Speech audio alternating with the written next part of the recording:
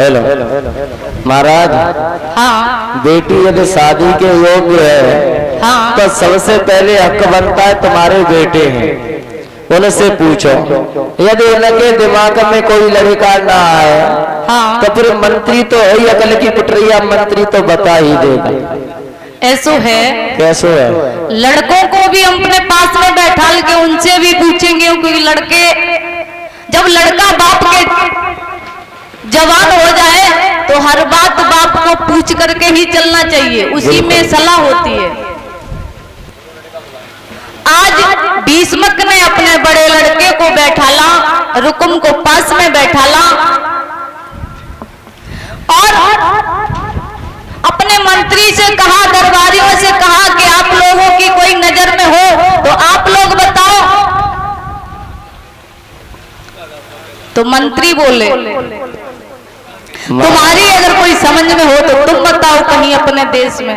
महाराज हाँ ये बताओ, हाँ लड़की की उम्र है 18 साल, हाँ तो लड़का की उम्र कितनी होनी चाहिए? 20 साल ज्यादा से ज्यादा। 20 साल बिल्कुल। और ऐसो करे महाराज 5-5 साल के चारे ढूंढना तो कैसी रहेगी? तुम्हारा दिमाग खराब है क्या? महाराज दिमाग खराब नहीं है, तुम्हारी लड़की की शादी 4 के साथ हो जाएगी तो तुम्हारी लड़की के लिए आराम हो आराम। अब कहो सो कैसे? वो ऐसे एक सुबह बनाओ करिए चाय, हाँ एक बनाएगा खाना, एक पैरे दबाएगा और बाई चांस जो एक लड़की उगाओ तो एक बिछिया उतार दे, 3 तो तैयार है। अच्छा हाँ तुम्हारा दिमाग खराब है क्या महाराज? हाँ मुझे ऐसा ही लग रहा है, क्योंकि बेटी हमारी एक है और हर माँ बाप अगर तुम्हारे जैसी सोच रखेंगे तो तुम्हारा दिमाग ये ठिकाने पे है या नहीं है, पहले ये सोचो। आप ऐसा करो महाराज, तुम्हारे लड़का बैठे उनसे पहले पूछ लो, बात में हम तो बता ही देंगे। चलो ठीक है। ठीक। आज भीष्मक ने अपने रुकुम, जो बड़ा बेटा रुकुम है, उसको बुलाया और कहा, बेटा। पिताजी राम राम। राम राम बेटा, राम राम। कहो किस लिए याद किया? हमने बेटा इसलिए याद किया है कि तुम्हारी बहन शादी के योग्य है और तुम्हारी अगर नजर में कोई घरवर अच्छा सा हो तो अपनी बहन की शादी को, रिश्ते को तय किया जाए। पिताजी इसलिए तुम्हें बुलाया। आप चिंता मत करो, हम आपके बराबर के हो गए। हाँ और हमारी बहन है, भला हमको भी दिखाई देता है, हम अपनी बहन की शादी बड़े धूमधाम से अच्छे घर में करेंगे। ये तो बहुत अच्छी बात है बेटा। और रही बात लड़का की, तो लड़का हम आज से 15 साल पहले से ढूंढ रखा था। 15 साल पहले तुम्हें लड़का ढूंढ रखा, तो वो कौन है लड़का? अभी तक बताया क्यों नहीं तुम? पिताजी हाँ जिसका राग भी निराला है, मन का भी मतवाला है, दिल का भी दिल वाला, बहुत पैसा वाला है। नाम है चंदेली का राजा शिशुपाल और रिश्ते में मेरा साला। शादी करेंगे, धूमधाम से करेंगे साले के साथ।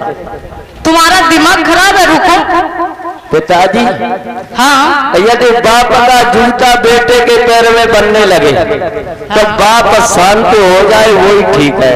और एक तुम हो जो दिन भर किड़बिड़ किड़बिड़ किड़बिड़ किड़बिड़ किड़बिड़ किड़बिड़ लगे रहते।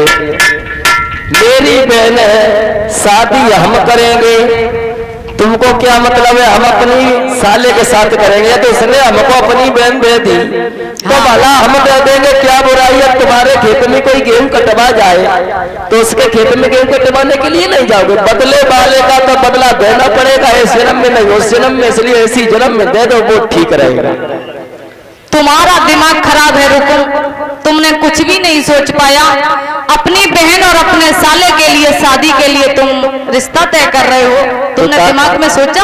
ऐसा कहीं हुआ है या तुम ही करोगे? मैं करूंगा, अभी तक तो नहीं हुआ, लेकिन मैं करूंगा। और सुनो, मेरी सुनो। हाँ बोलो। यदि शादी होगी हाँ तो साले के साथ होगी और हमारी चलेगी। अब तुमने कई बाई चांस अपनी चलाने की कोशिश की तो मारे मारे लट्ठ भट्टा साहब का मिलका देंगे। आज उसी समय महाराज भीष्म नजरों को नीचे कर गए कि ये क्या हुआ। बड़ा बेटा है, सोचा था बहुत समझदार होगा, इसकी राह लेके शादी करेंगे, लेकिन ये तो बहुत बड़ा नालायक निकल गया। पिताजी हाँ ये बता, हाँ चलो यदि आपको हमारे साले के साथ रिश्ता मंजूर नहीं है तो तुम बताओ भला तुम क्या करना चाहते हो। अच्छा हाँ? तो सुनो, बोलो। हमारे मन में तो विचार ये है, जिस समय हमने रुक्मिणी का नामकरण कराया था उस समय देव ऋषि नारद जी ने बताया था कि गोकुल में और यादव कुल में भगवान कन्हैया का अवतार हुआ है, जो वसुदेव के पुत्र हैं और नंद बाबा के यहाँ उनका लालन पालन हुआ है। और सबसे अच्छा मुझे घर पर वही लगा, और जो हमारी बेटी की रास में भी है कि उनकी शादी उनके भाग्य में है, उनकी शादी भगवान कन्हैया से होगी। पिताजी हाँ हमको पता चल गया कि तुम बूढ़े हुए सो हुए, साथ साथ तुम्हारी ये बुद्धि भी बूढ़ी हो गई। 3 बोल्ट होते ही 1 बोल्ट आपका हट चुका है, थोड़ा ढीला हो गया है और ऐसा लग रहा है सर्विस की जरूरत है।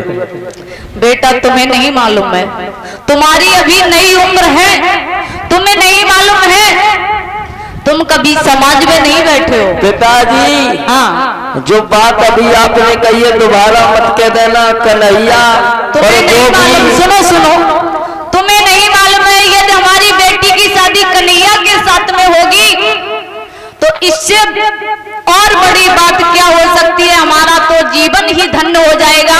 जीवन तुम्हारा तो धन्य हो जाएगा, बहन की शादी नहीं बल्कि दीदी की बर्बादी हो जाएगी। मेरी सुनो, शादी होगी साले के साथ जिसने बन बन में गाय चराई, लूट लूट के माखन खाया, सखियों के साथ रासलीला की, उसके लिए अपनी बहन की शादी करेंगे। कन्हैया के साथ शादी होगी तो हमारी बहन ग्वालिन बजेगी।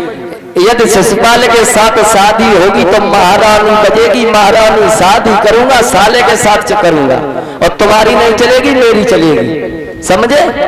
अच्छा हाँ महाराज, आज जैसे ये शब्द सुने भीष्म शांत होकर के बैठ जाते हैं चुपचाप, और जवाब दिया।